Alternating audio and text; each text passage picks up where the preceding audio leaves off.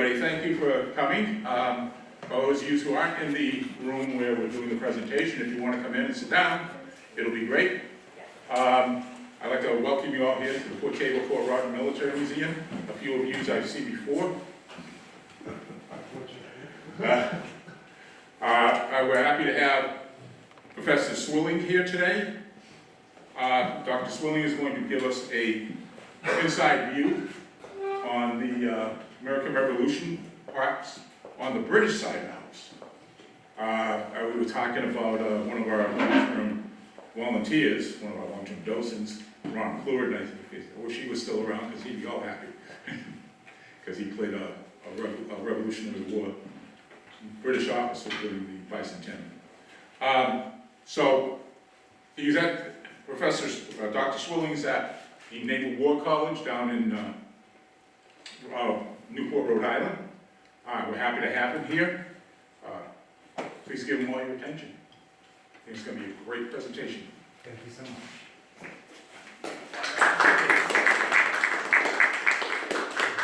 Alrighty. So, good afternoon. Like I was introduced, I'm Dr. Andrew Swilling, and in my day job, I'm an associate professor of strategy and policy at the U.S. Naval War College in Newport, Rhode Island. And because of my day job, I have to make the following disclaimer. The views and the arguments that I make today are my own and only my own, and not necessarily representative of the United States Navy, the Department of Defense, or the U.S. Naval War College. Want to get that out here? I also have a little disclaimer on the slides. But this talk is connected to what I teach at the Naval War College. We use the War for American Independence at the War College as a case study that we teach our officers and use for officers. And what I'm going to talk about today is connected to how I approach this conflict at the War College. The officers I teach, and you all today, all have probably had a lot of exposure to the American Revolution, the War for American Independence, from pretty much grade school onwards, right? You guys get taught, of all the wars that we've had, the American Revolution is foundational in our education. There's a lot of ingrained knowledge and opinions related to that education and beliefs about the war. And a lot of times it's taught from the perspective of the American colonists. Most of us are probably familiar with or grew up with stories of George Washington, John Adams, Nathaniel Greene, so on and so forth. But I don't actually find that perspective useful when talking and teaching about this war to my officers. And when I'm trying to teach them about strategy and war. I don't find it useful primarily because we are no longer the plucky upstart rebels who are fighting against the large independent parent empire for independence.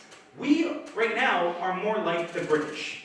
We're a large empire with the world's strongest navy, an incredibly professional and competent army, who often finds itself fighting thousands of miles away with complex supply lines, and is faced with threats from similarly sized and capable nations all the time. So because of that, I'd like to teach the perspective of this war from the perspective of the British. I like to look at their many, many failures and some successes as a way to draw lessons and concepts for my students. And so today, I'm primarily going to be talking about this war from the perspective of the British. But there's one other concept from the War College that we teach our students that I need to talk about before we move on. And that's the concept of nested wars, or boxes of wars. Many conflicts have multiple wars, different wars occurring at the same time within the same general region. Imagine Russian nesting dolls. But instead of cute Slavic grandmothers, each doll represents a bloody conflict that fits inside one another. For example, Vietnam. In Vietnam, you have the insurgency and counterinsurgency that occurred in South Vietnam. You have a conventional war against North Vietnam that's going on at the same time, but it's different. And then it's all wrapped up in the larger Cold War, and Cold War politics and Cold War actions that the United States was fighting against the Soviet Union and China. The point of this is that with nested wars, the War for American Independence is actually 3 wars in one. The first and most obvious is that it was a rebellion. It was an attempt by the majority of the British colonies in North America to rise up against the Homeland Authority, first in protest and then in an earnest attempt to break free from Great Britain and form a new country. So that's the first war. But it was also a civil war. Not everyone in the American colonies wanted to break free from Great Britain.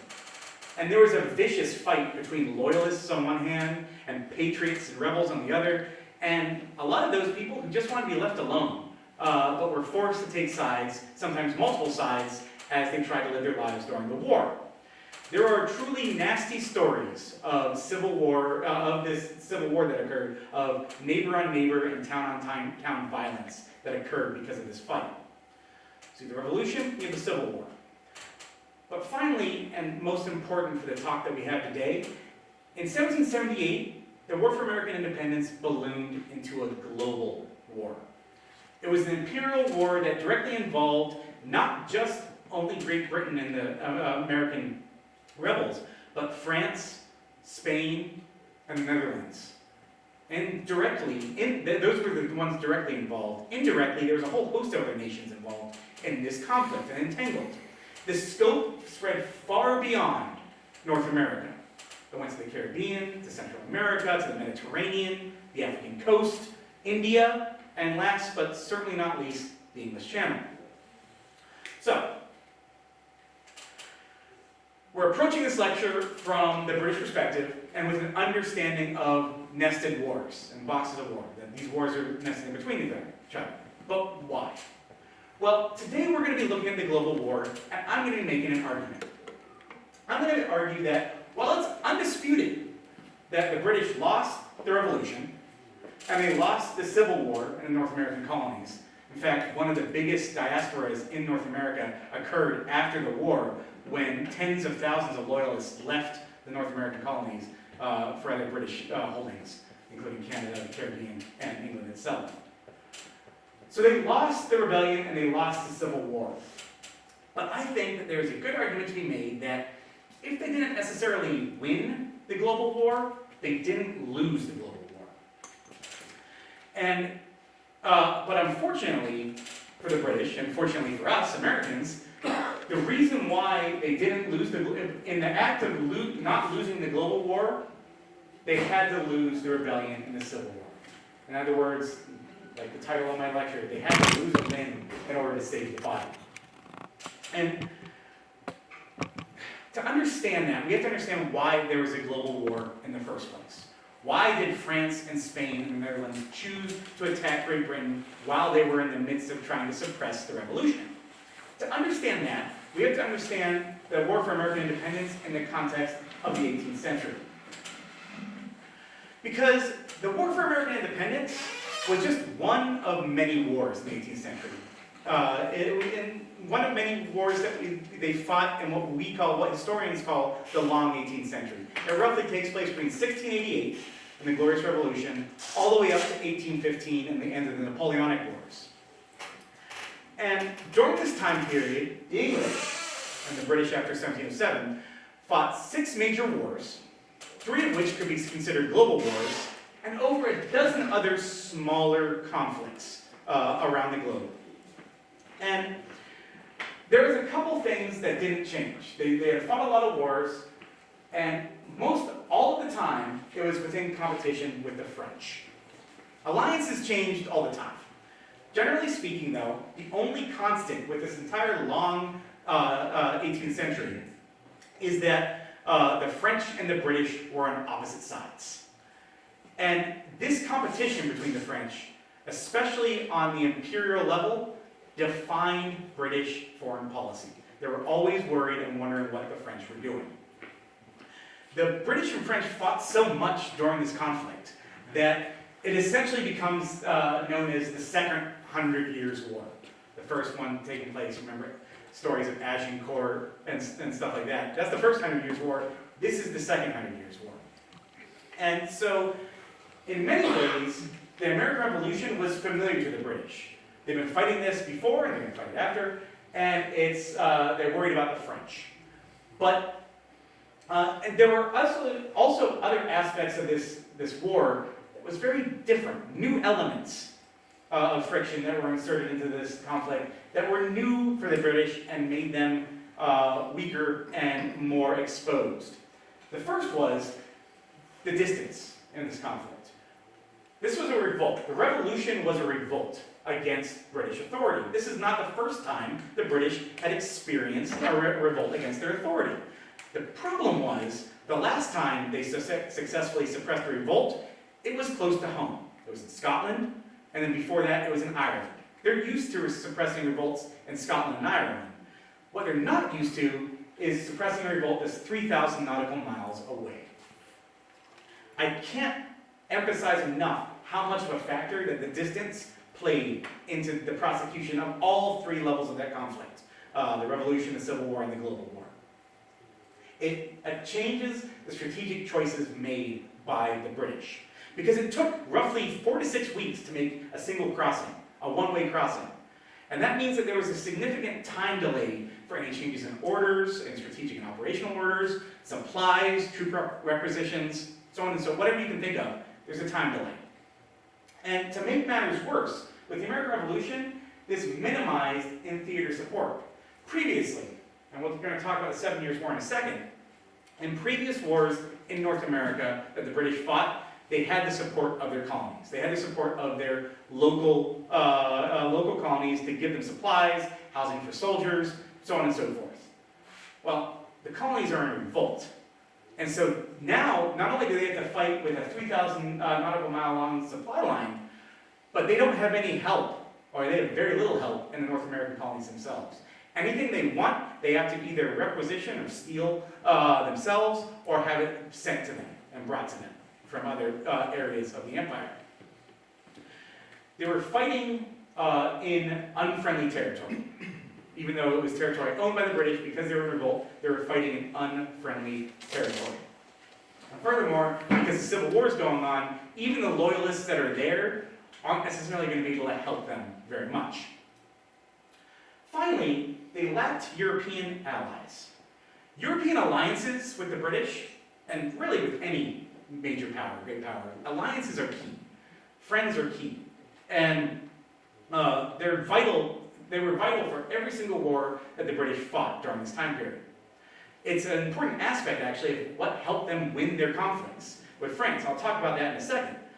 But essentially what they allowed them to do is, if they had allies on the continent, they were able to convince those allies, pay those allies, to fight and split the attention of France. So France had to fight on the continent, and they had to fight in the colonies, whereas Britain only had to focus on the colonies, and the Royal Navy could be used to great advantage. But during the American Revolution, that didn't happen. We'll talk about why that didn't happen later.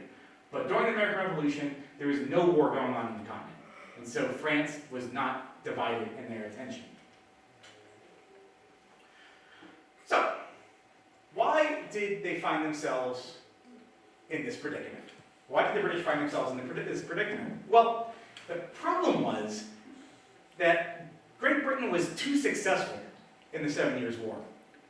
And the 7 Years' War took place, the global 7 Years' War took place between 1756 and 1763.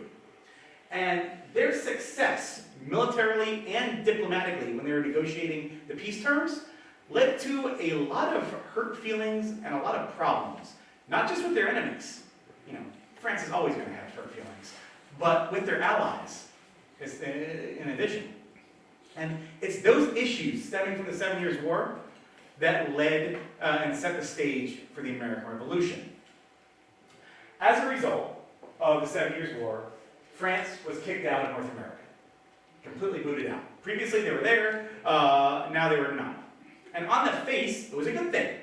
The American colonists no longer had to worry about the French, the threat of France and their allies attacking them or taking their territory, and they could expand westwards into all this territory that was previously controlled by the French.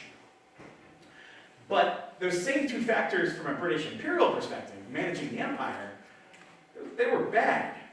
Without the threat of France, the colonists no longer have a pressing desire to have a military presence in the region. One big issue was expanding westward. It's the proclamation line of 1763, right down through here. Essentially what happened is after the war, the North American colonists said, great, we're moving west. And the Native American tribes who were there and were previously allied with France said, no, you're not. That's our territory, we're going to fight you for it.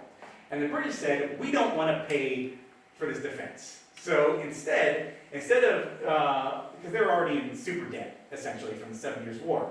So instead of paying for the defense, the King and Parliament drew the proclamation line of 1763, and they said, listen, you're allowed to go up to there, and this is a completely fictional line, mind you. They drew it on a map, but very few people even understood what the territories looked like at this time. They drew this line, and they said, you're not allowed to move westward. That's native territory, you're not allowed to move westward, and that's that.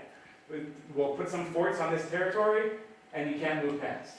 Well, then the American colonists did not like that, and they ignored it quite heavily.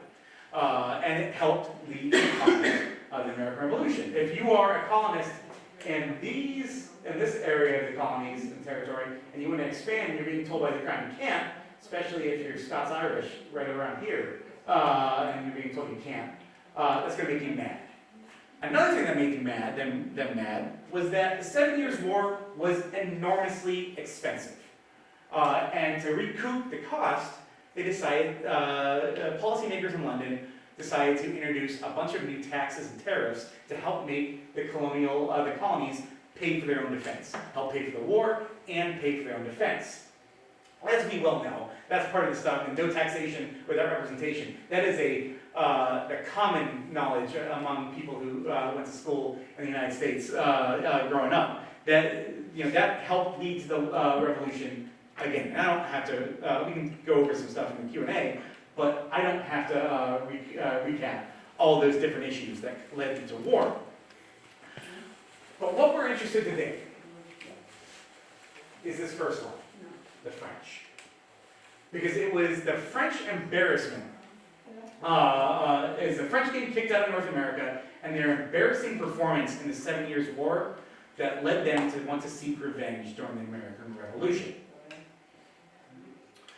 France was embarrassed by their loss in the 7 Years' War.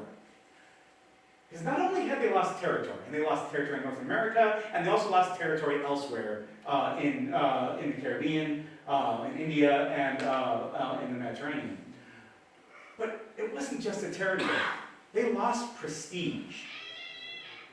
France was one of the most powerful nations on the European continent in the 18th century, if not the most powerful.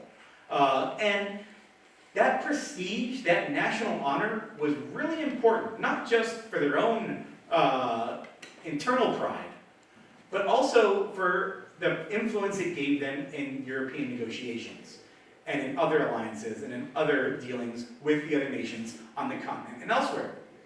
Their prestige took a hit. And because of that, they wanted to regain something. They wanted to regain that pride and their prestige and their honor back.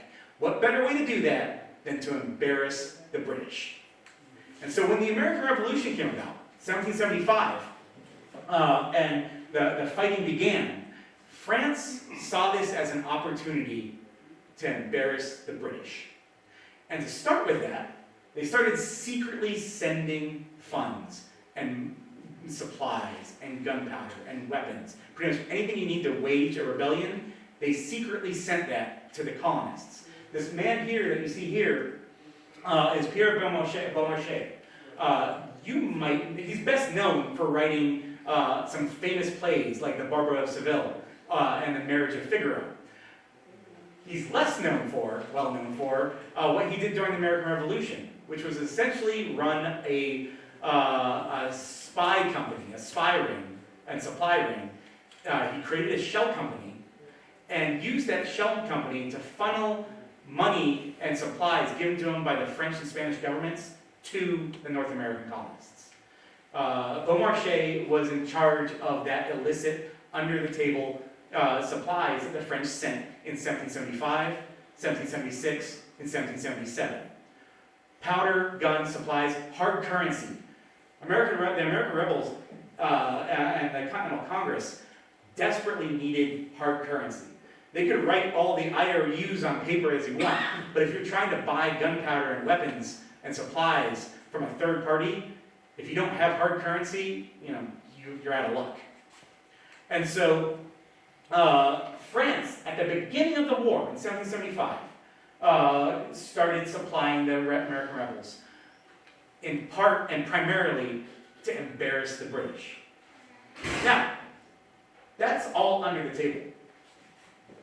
It's a relatively risk-free way to tweak the nose of the British by supplying the American alliance, or by supplying the American allies. But remember, there's a global war that occurs in 1778, so something has to happen to cause France to decide to transition to open support of the Americans. And to understand why that happened, we want to look at how the alliances took shape during this conflict. Because the alliances on both sides dictated where and how the conflict occurred. Let's start by looking at the American alliance. Because the American rebels knew, and you can also call them patriots. I call them rebels since I talk from the British perspective, but they're also known as the patriots. All about perspective and who's doing where you're looking at it from. But the American rebels knew that they would need their help in their fight against Great Britain. So they turned to the traditional enemy of Great Britain, France. And they sent negotiators to Paris, including Benjamin Franklin. When it came to popularity in France, Pulitzer Prize-winning historian Alan Taylor has described Benjamin Franklin as being as like an 18th century Jerry Lewis in France. He was incredibly popular in Paris, in particular. They loved him there. And so they sent him, Franklin and others, to try and negotiate with France for help. And it was a tough task, because openly supporting a rebellion, a colonial rebellion, sets a bad precedent if you're an imperial power. They needed to convince France that their hatred of the British and potential opportunities with trade for a new American country with the independent colonies was worth more than the risk of setting a precedent for other great powers supporting rebellions in their colonies. Because you could easily see Britain going back and supporting revolutions in French colonies, and Spain supporting revolution in French and English colonies, the British colonies, and so on and so forth. It becomes untenable. But they needed a reason, they needed some proof that if they were going to openly support the American rebels, that they were going to go the distance, that they had the ability to survive. Similar to the Ukraine-Russian war, when everyone was worried that Ukraine was going to fall over immediately, but they held out and were successful for months, and that led to the international community realizing that they had the capability to survive and sending them supplies. Similar here. Until they had a reason to think that the Americans could win, they couldn't support them openly. Saratoga, the victory at Saratoga, gave them that reason. When the American forces defeated the British forces at Saratoga, that was the biggie. That was what indicated to France that they were going to be they had a chance at winning, and they were worth openly supporting. It was the final catalyst to what started this global war. After Saratoga, the American negotiators were able to successfully negotiate an American alliance, and in February of 1778, France and the Americans entered into a formal alliance. And this alliance had two big conditions. First, the Americans could not enter into a separate peace with Great Britain.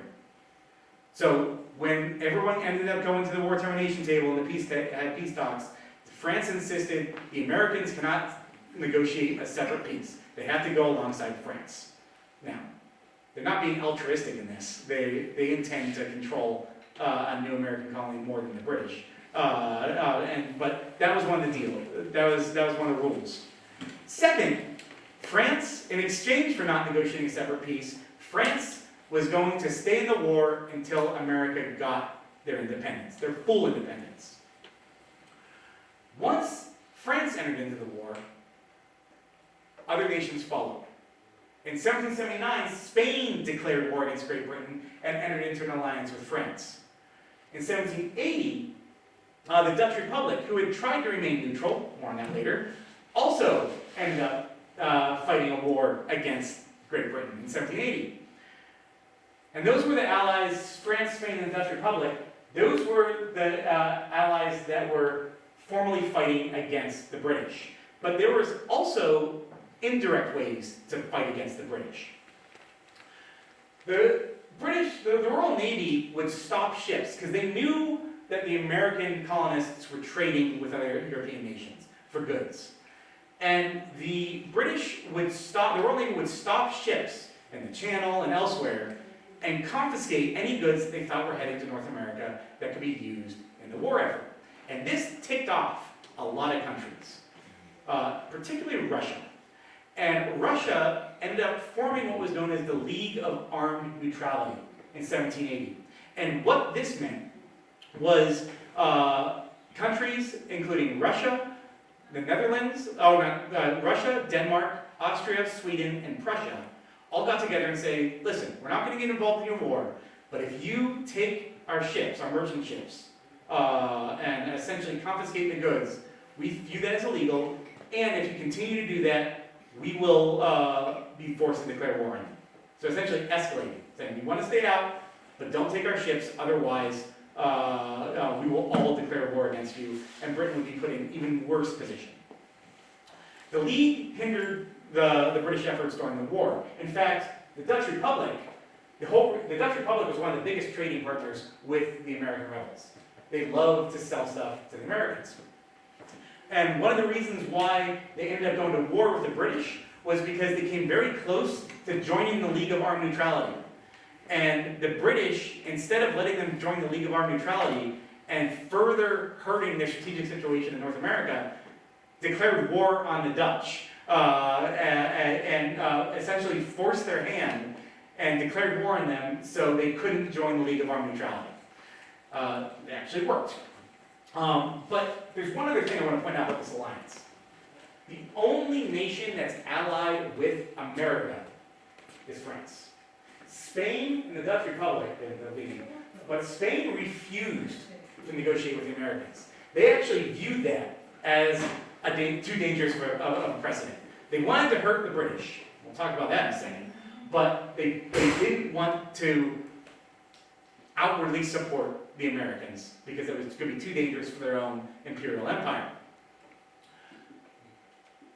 Well, this is a fair, a pretty good alliance for the American rebels and the colonies. What about the British? Given how many nations were arrayed against the British, you would think that they would have worked very hard to secure a similar amount of allies for their own cause.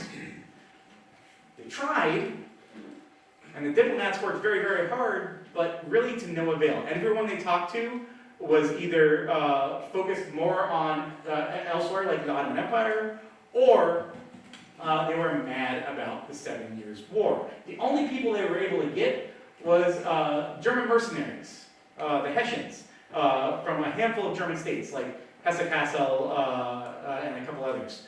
And they were able to hire those mercenaries to go help support their numbers in North America, but they had to hire them at double the cost that they normally were, because, again, no one trusted the British after the 7 Years' War. They had simply won too much, and everyone wanted to see them cut down a peg. So, in terms of alliances, they had nothing. And they were not able to convince anyone to support them in this war. And so they're going to be fighting this global war almost entirely by themselves against this array of nations. So, it's worth looking at what actually was at threat. When I talk about a global war that began in 1778, what was actually at threat to the British Empire? Well, to start with, in order to decide, you had the North American colonies, right? But they were already in rebellion. They were already fighting in North America. And once France and Spain became involved, the theater became of secondary importance, even tertiary importance. We'll talk about that in a second. But they were already fighting North America, but was still under threat by the global war. More importantly, there were the Caribbean sugar colonies. Islands like Barbados and Jamaica at this point in time in the British Empire were the financial lifeline of the British. King George III, when the global war began, was so worried about the security of the Caribbean colonies that he was willing to weaken the defenses of the home fleet, which was tasked with defending the British Isles from invasion. He was willing to weaken that fleet to send more ships down to the Caribbean. Because he argued that if they don't defend the Caribbean islands, and if they don't defend Barbados, and they don't defend Jamaica, then they won't be able to pay for the war anyways. So they had to send them there. And they were under legitimate threat. Britain's Mediterranean influence was threatened. They had fortresses at Minorca and Gibraltar that were likely to succumb to an allied French and Spanish force. The slave fortresses on West Africa and their colony in South Africa and the recent expansion in India were also at threat from this global war. Finally, even Ireland, which is Great Britain's closest colony, and it was a colony, was thought to be at risk. And in this case, the risk is eternal. Remember, I talked about how they were used to suppressing revolts in Ireland and in Scotland. The American war was being used as an excuse by agents in Ireland to stir up the population in Ireland. And they were worried that the French would support them and cause another revolution to occur in Ireland. And the French were actively trying to do that when they went into the war. Finally, there was a very real chance that the home islands were going to be invaded by France and by Spain. The threat of foreign invasion is an ever-present worry by the British. And it was their nightmares. It was their worst nightmare. And they were always worried about it. And when you pair that with domestic unrest that was coming from the war in America, it made for a very fragile and very dangerous situation for the British. And then finally, all these lines connecting the whole empire were under threat by American, French, and Spanish privateers that were preying on the merchant lines throughout the entire empire. In short, as a result of the expansion of the nature of the war, of the expansion into a global war, the entirety of the British Empire was under threat of assault, capture, or rebellion. And this is another slide to highlight exactly how the North American theater was reduced in importance when the global war came about. You can see here, in 1778, America had roughly 41% of the Navy and 65% of the Army at the beginning of 1778 for the British. By 1779, a year later, in 1780, the Navy was reduced down to 9% in theater, and the Army 29%. And in 1782, the Navy was just at 10%, and the Army was removed after Yorktown. Withdrew after Yorktown. Now, it's important to note, this affected the strategic situation in North America. One of the reasons why they decided to go in the Southern Campaign, why Cornwallis decided to do the Southern Campaign, was because they hoped that loyalists were going to rise up in the Southern colonies and help them, because they had lost troops, thousands of troops, were sent from the North American theater to the Caribbean to defend the Sugar Islands. It's simply, once the global war started, North America became less important. It was still important, and King George III still absolutely wanted to retain it, but when faced with the collapse and destruction of the entire empire, the entirety of the empire, or losing a limb, losing North America, they chose to lose North America. There are other issues related to this that further exacerbated the threat. For one, there's no land war. Remember, the British MO when fighting global wars in the 18th century was to pay allies on the continent to cause problems and fund their armies, like Frederick the Great in the 7 Years' War. The British funded his army while he was rampaging across Central and Eastern Europe. They didn't have this in this war. And you can't distract the French, and so the French are going to be able to only focus on the colonies. They're only going to be focused on you. The continental component is missing because they don't have any allies. This meant that this global war was going to be decided primarily through naval warfare. And this was also bad for the British. The Royal Navy had been stretched thin just supporting the American Revolution. They were coming off of the 7 Years' War downtime.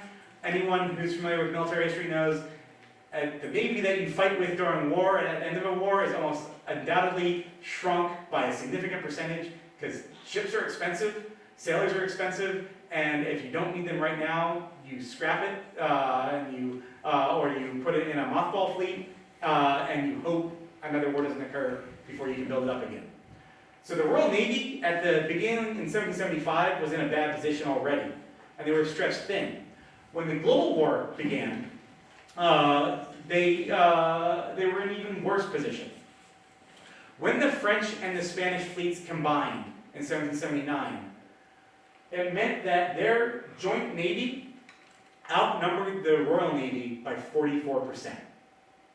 And this was near on catastrophic for the British, who required and needed to have a larger navy than all their opponents, their threatened opponents, in order to stay safe and maintain the coherence of the empire. This meant that the Royal Navy was tasked with, once the global war occurred, had the task of defending the entire empire with an already overextended and outnumbered fleet. So things were bad. But let's remember about the question I'm trying to argue here. Is that I'm arguing that the British ended up not losing the global war. So how did that happen? Well, part of the reason for British success in the global war was success at arms. Winning battles is a quality in and of itself, if you win. The Royal Navy was much more successful in the Caribbean, in the Mediterranean, and in the Channel than the French and Spanish and the Dutch. But there's another issue here, other than just winning. It was alliance problems. Not just for the British, but when you have an alliance that involves France and Spain, the Dutch, and the Americans, people are going to have different perspectives.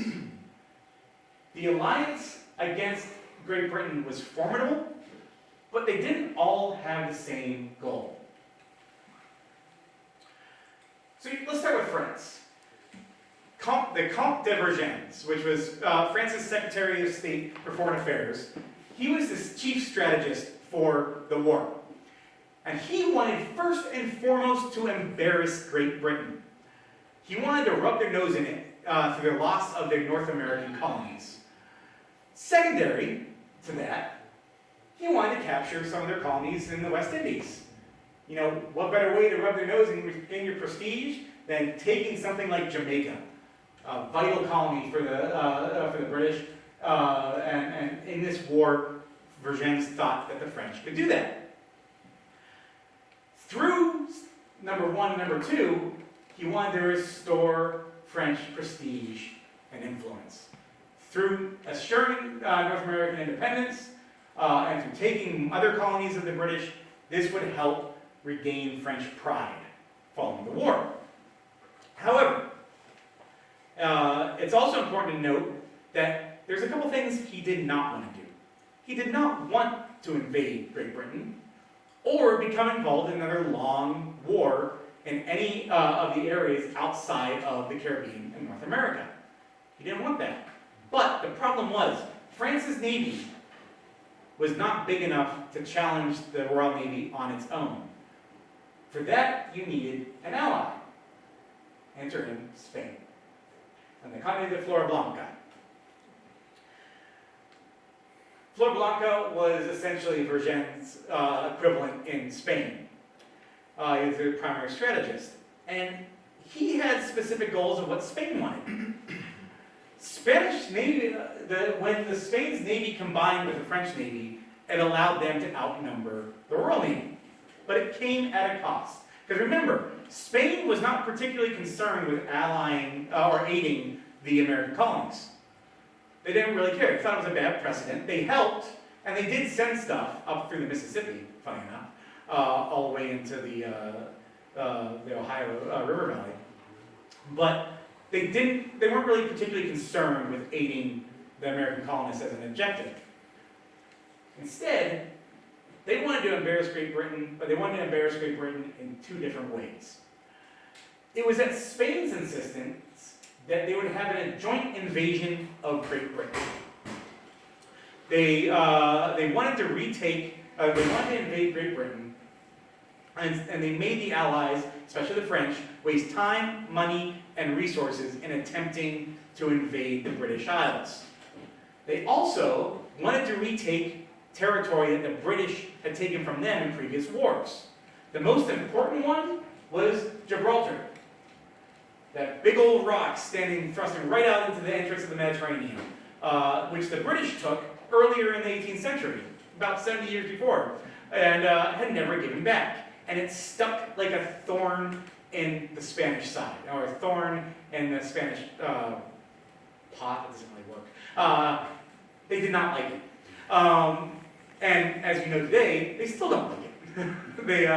It's become an issue of negotiations with the British and the Spanish in the EU, and one of the reasons why they left the EU. Now, they insisted that before peace could happen, and if France wanted Spain's help, Gibraltar had to be retaken. The invasion and Gibraltar were non-negotiables for the Spanish. So you have two allies, same side, same overall goal to help the Americans, but very different objectives.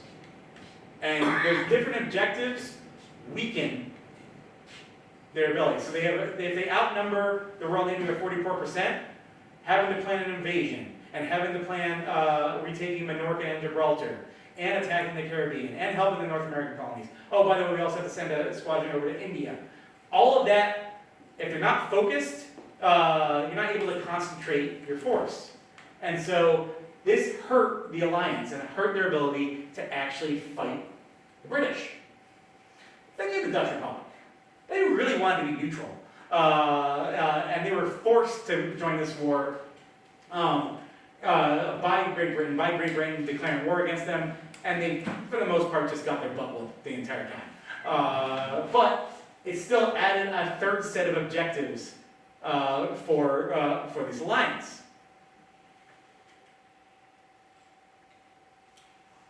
So, with the alliance's different strategic and operational goals, it makes for a more complicated and costly alliance than France ever wanted.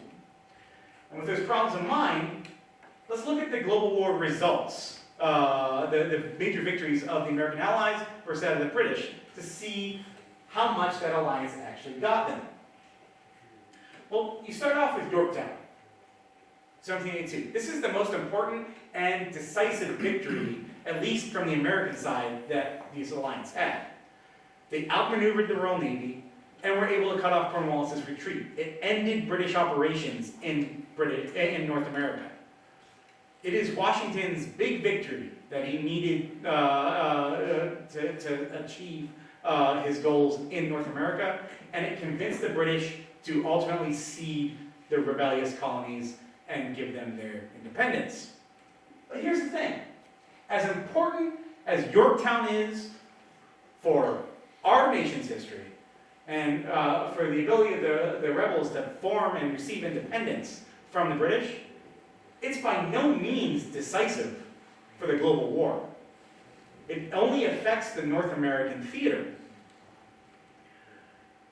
The other incident, strategic successes or victories for the Allies are much less important than Yorktown. In the Caribbean, they took some small islands from the British, but these were not the huge money makers. They had to retake St. Lucia and St. Eustatius. That from St. Eustatius was a Dutch island that was primarily known for selling, like there was an entrepot for buying and selling goods, and that's how the Americans got a lot of supplies. The British took it in the middle of the war, global war, and the French and the Dutch had to devote troops and ships to retake the island back from the British. They also got Florida in the Gulf Coast. As someone who grew up in Florida, they could have kept it. I'm kidding. I have a lot of family and friends in Florida, but I hate the heat. And they also got Minorca. It fell after a 6-month siege because of starvation, essentially. Now, viewed in a vacuum, these victories are laudable. And Yorktown was absolutely impressive. There's no ifs, ands, or buts about it. But given how much of the British Empire was threatened, it's kind of underwhelming. Because let's compare that to the successes in the British side of the global war. First and foremost, the British Isles were not invaded, despite a combined attempt by the French and the Spanish in 1779. 1779, the French and the Spanish combined together to try and invade the British Isles. And it was one of those where instead of the objectives increasing, they were decreased. It started off by we're going to invade the entirety of the British Isles, take London, and change the government. Then it was, let's take London. Then it was, all right, we're not going to take London, but let's take Portsmouth and try and take it as a city. And ultimately, that failed too because of weather and, frankly, ineptitude on the part of the Spanish Navy trying to link up with the French Navy. So the home islands were not invaded, and Ireland did not rebel. The rebels in Ireland that were being funded by the French were bought off by concessions from the British government, and they did not rebel. In the Caribbean, St. Eustatius and St. Lucia were captured and looted. Their looting was of dubious legality. I'll talk about that in a second. That forced them to retake it. And it served as a valuable distraction. Most importantly, Jamaica was retained, and you have the Battle of the Saints in 1782. To talk about the Battle of the Saints, we have to talk about this guy, Sir George Rodney. He's an admiral in the Royal Navy, experienced naval officer, horrible with money. At the beginning of the war, in 1775, he was actually hiding in Paris because he was trying to avoid creditors in London that he owed too much money. He was only asked by the Admiralty as a last resort to take part in this war once France entered into the conflict. And they asked him because as bad with money as he was, and as horrible debt as he was an aggressive admiral.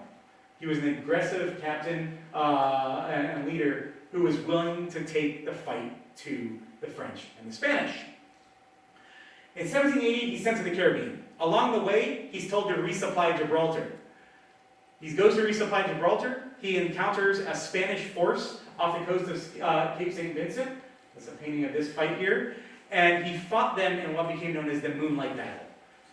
He captured 4 ships of a line, sank 1. It's a huge victory for Rodney and the British. And then he was able to resupply Gibraltar. Then he goes to the Caribbean, takes the island of Eustatius. He proceeds to loot it for months, which causes him a lot of controversy. He doesn't cover himself in glory here. Instead of going to the Chesapeake Bay to take on de Grasse at the Battle of Yorktown, he sends the second in command because he wanted to make sure his loot got to London. He pled illness that he had to go home. They weren't really buying it, and he ended up coming back to the Caribbean. He missed Yorktown. It's a fun thing to talk about in a bar afterwards, what it might look like had Rodney been there instead of Hood. But he misses Yorktown, and he returns to the Caribbean. After he returns to the Caribbean, word gets out about his less than ethical practices on St. Eustatius. And Lord Sandwich, who's the head of the Admiralty, recalls him, sends a ship that's recalling him from service, tells him to get back to London for a court-martial. While they're sailing to the Caribbean, Rodney meets, in April of 1782, engages a French fleet, an invasion force that's headed to Jamaica. It's being headed by Admiral de Grasse, who was the hero, the French admiral at Yorktown in the Battle of Chesapeake. And Rodney wins, destroys it in the Battle of the Saints.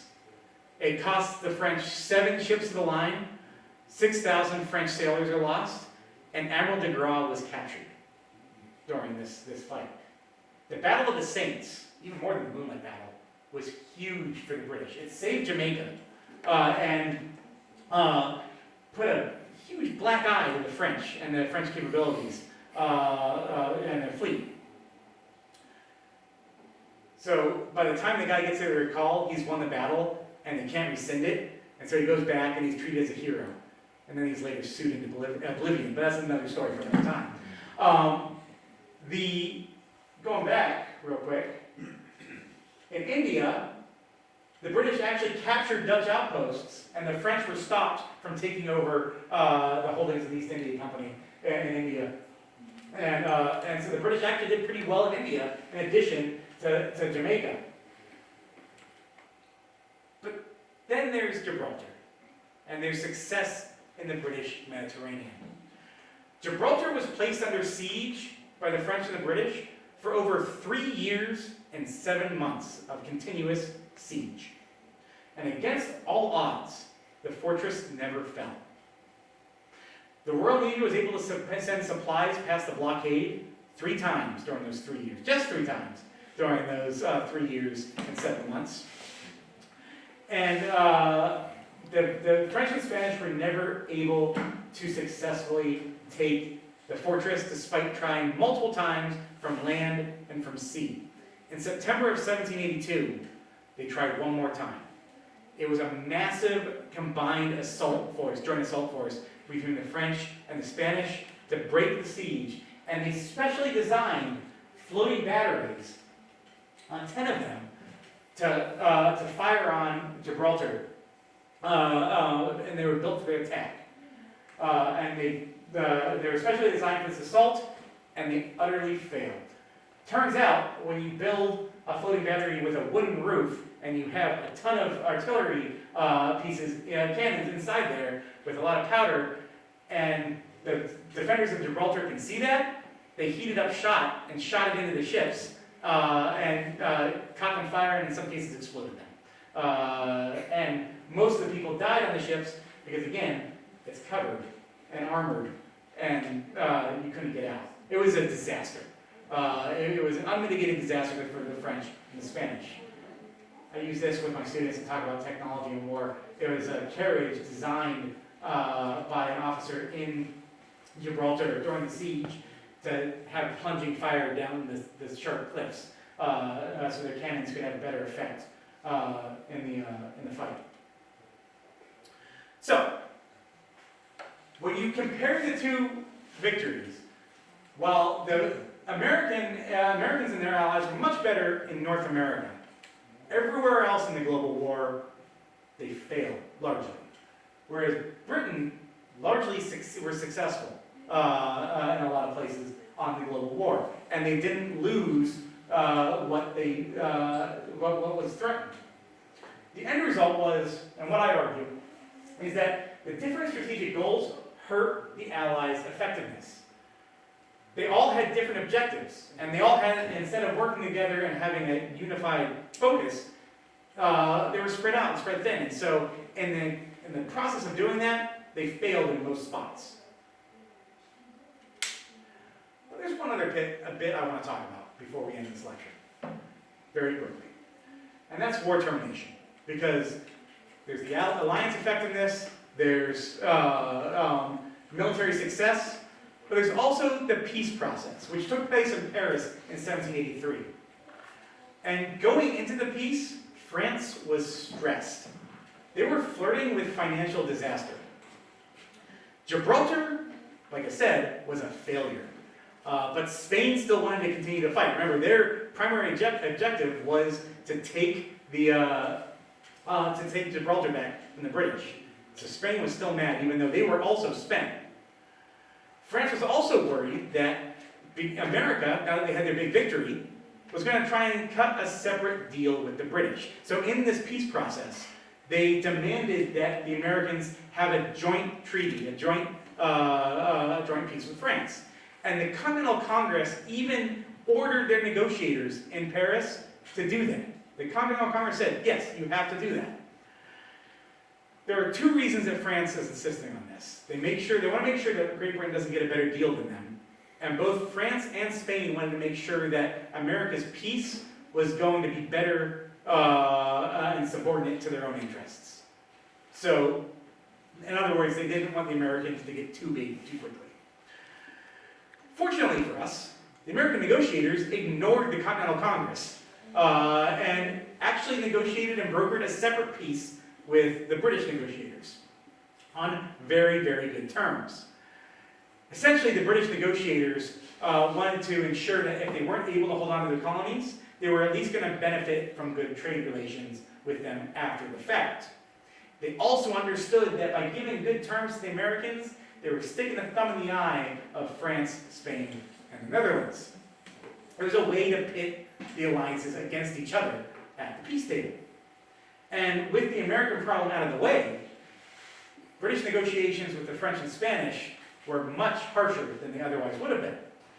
France received the island of Tobago and returned Senegal, had Senegal returned to them, and Spain received Florida and Minorca. Gibraltar, however, remained British. Those territories that France and Britain received did not match the amount of time, money, and manpower expended in this global war. So, the British certainly had a rough time, and they lost the North American colonies, in large part due to the French alliance with the American rebels, and the Spanish and Dutch alliances with the French. But once the global war began, the entire empire was at threat. And those same alliances that allied against the British were not able to agree upon what to attack or the overall strategic goals. And they were not able to translate that massive success of the revolution in North America elsewhere in the global war. In large part because of these divisions, the British were able to fight a defensive war well enough to keep their empire intact. And they used war termination to drive a bigger wedge and receive even more benefit between North America and the rest of their allies against them. And because of these factors, and despite the numerous strategic issues that the British experienced during this war, it can be said that even though they lost the rebellion and lost the Civil War, I would argue that the British did not lose the global war. Thank you for hearing me talk. I really appreciate it.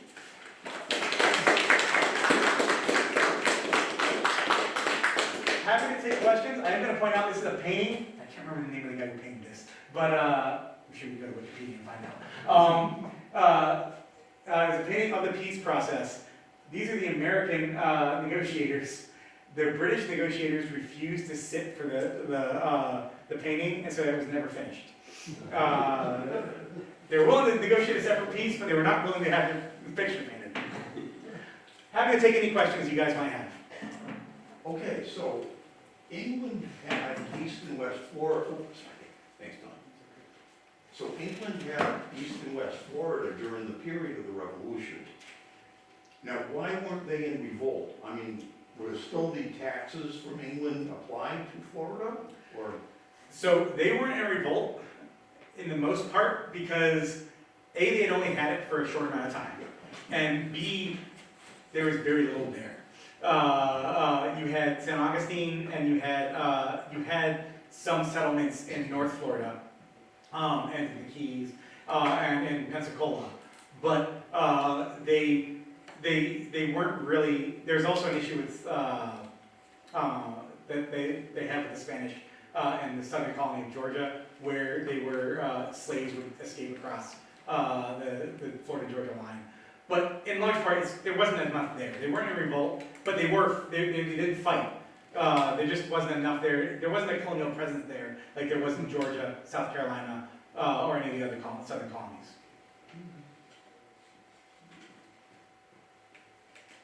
Any other questions? Not a question, it cleared something up in my head that's been hanging for years. 1960, over in 1960, over in the Mediterranean, I was walking around different places and a couple of signs jumped out, Yankee go home, and that was in Nice and Marseille and Barcelona. Mm-hmm. So, thank you for clearing that up in my head. I'm just like, wow, now I know why they said that. It's the French and American relationship is I mean, it's not as acrimonious as the British and American, the British and French relationship, but it is one of, there's periods of friction. And the 1960s, the late 1950s and early 1960s in particular, is a bad period of friction, in part because we had just been held responsible for negotiating the French-Vietnamese treaty, and they were really upset about that, about losing that. All these years. Yeah. The fog is cleared. Any other questions? I think I remember reading something at some time where they were saying the U.S. took some issues because I guess the king was saying, like, we'll take taxes and you guys run everything locally. It was kind of a handshake more than a constitutional agreement or anything like that.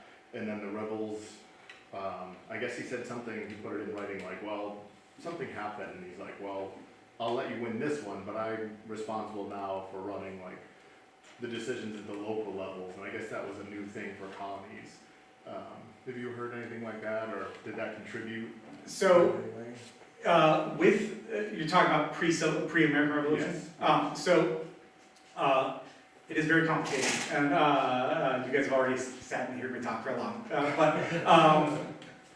With the way taxation worked it was primarily, the big issue was germane. It was Parliament, not the king. Parliament came up with these different taxation schemes to charge tariffs. Tell me if you've heard about tariffs anytime soon. To charge tariffs on different items that went into the colonies or that the colonials used. And the idea was, the big issue was not so much that these tariffs would exist, because elsewhere, especially in the home islands, they were already in existence. People living there already paid those type of tariffs, but the big issue was, A, they were new, and B, they felt that because the colonies did not have any representation in Parliament, it was unfair. It was an unjust form of taxation without representation. Where the king factors in, and there's a really interesting book by Brendan McConville called The King's Three Faces that gets into this, is the colonists actually, of all the people in London, they looked to the king first and foremost to save them from Parliament.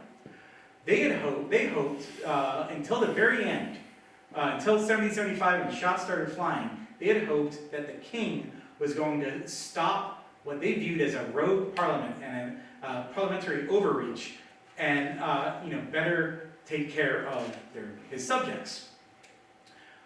In actuality, the king was one of the ones primarily promoting violent force against the colonists who were rebelling. But that's not how the colonists viewed it. The colonists viewed it as Parliament overstepping their bounds, and they hoped that the king was going to step in and reign in Parliament. When that didn't happen, their anger towards the king was even worse than their anger towards Parliament. So that's how it happened. There was a lot of negotiation involved in the 1760s and 1770s, and there were a lot of schemes. Some that might have worked, some that might have didn't, but no one was able to figure anything out by the time the fight started. Also, as a point of order, and you guys should be proud of Massachusetts, the king and Parliament thought initially that the rebellion was only centered on Boston and the Massachusetts Bay Colony, for the most part. Because Boston and the Massachusetts Bay Colony had been traditional rebel rousers and smugglers, and they didn't like paying taxes anyways. And so they had always had decades upon decades of problems with Boston, and that's why they came into Boston and tried to take the city. That's initially was because they thought it was only locally centered. They didn't realize it was across the majority of North American colonies. I have a book recommendation. If you want to learn more about the British side of things, I did not write this. Andrew Jackson O'Shaughnessy wrote this book called The Men Who Lost America. And I highly recommend it. We assign it as a text at the War College for our class. And it's actually mini biographies of all the leaders involved in the American Revolution on the British side, from the King on down to the combatant commanders like Clinton and Cornwallis and the Howe brothers. Highly recommend it. It's a great book, The Men Who Lost America by Andrew Jackson O'Shaughnessy.